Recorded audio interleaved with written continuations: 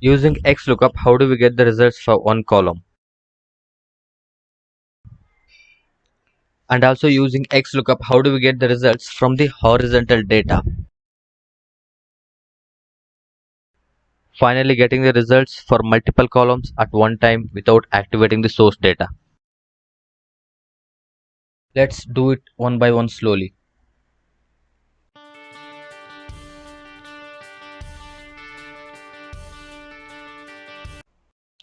So XLOOKUP is very improved version of V and HLOOKUP and also replacement for index and match.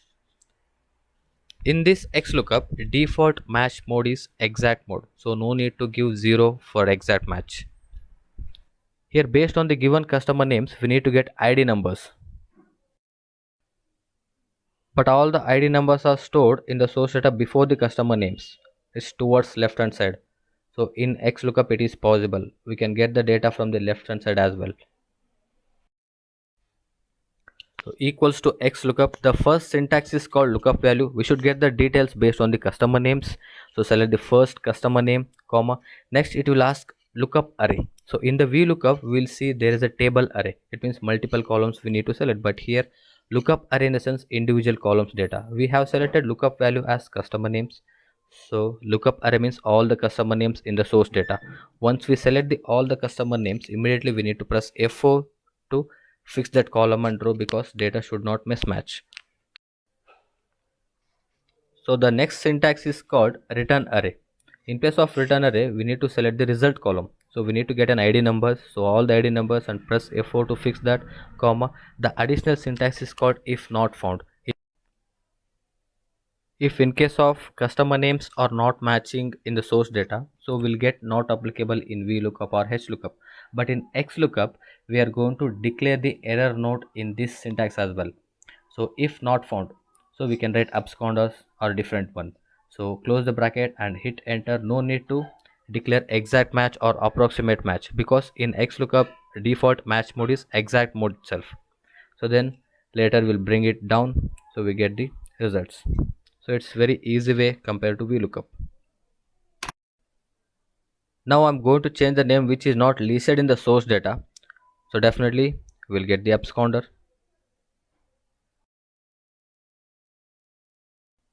So here we need to get phone numbers, but details are stored as horizontally.